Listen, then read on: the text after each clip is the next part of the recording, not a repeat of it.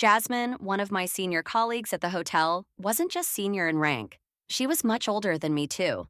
With decades of experience in the hospitality industry, this year marked her last before retirement. She had worked at 7 different hotels, which is common in our line of work. Switching hotels often provides faster career growth, though some, like me, stick around longer before moving on. This was only my second hotel job, but Jasmine's wisdom often kept me intrigued. Apart from dealing with demanding guests, Jasmine had encountered something far more unsettling in her career: hauntings. On quiet evenings, I'd often prod her for stories. She willingly shared her experiences but refused to give tips on dealing with such encounters, saying she always fell sick afterward. Her first encounter happened when she was in her early 20s, working as a room attendant at her first hotel. It was late afternoon, and she was cleaning a room that had just been vacated. From the moment she stepped in, Jasmine felt uneasy, as if someone, or something, was watching her. She ignored it and carried on. Housekeeping staff always pushed trolleys full of supplies outside the rooms, and Jasmine needed toiletries for the bathroom. But as she opened the door to grab them, her blood ran cold. There, resting on the trolley, was a long, hairy black arm. She gasped, slammed the door shut, and called her supervisor to come up and stay with her until she finished. The next day, she had a fever, and even years later, as she recounted the story to me, she shuddered, vividly recalling the horrifying sight of that arm. Even in our current hotel, Jasmine wasn't spared from such disturbances. These incidents seemed to come in waves, like seasonal fruit. First, a bellman was haunted by something near the large tree out front. Then, an employee on the 8th floor had their own eerie experience. And then, Jasmine had her turn. Jasmine, make sure room 1126 is perfect. It's for a VIP tomorrow, Miss Wong, our manager, instructed one evening.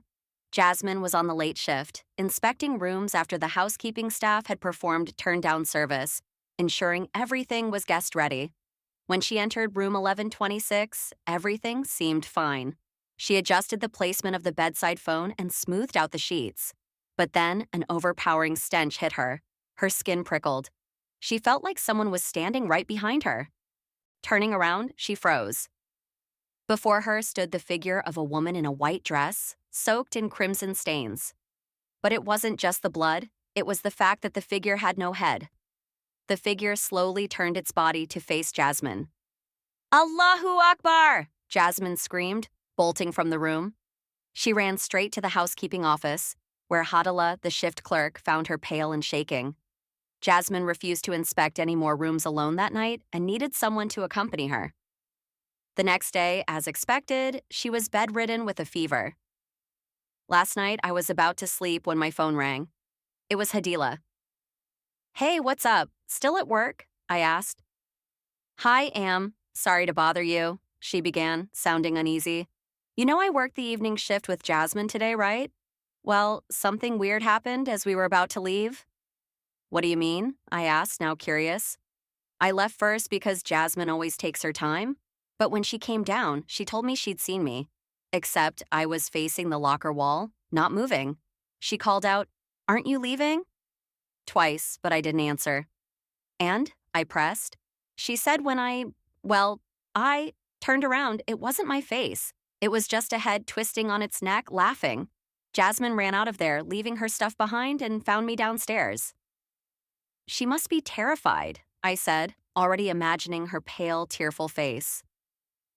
"She is," Hadila replied. "I'm calling you from security because the boss said you need to cover the morning shift tomorrow. Jasmine's definitely taking a sick day." I sighed. How could I forget?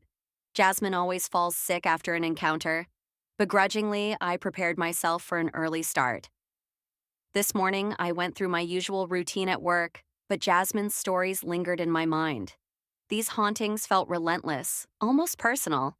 I hope she recovers quickly and that this fever is just that, nothing more sinister.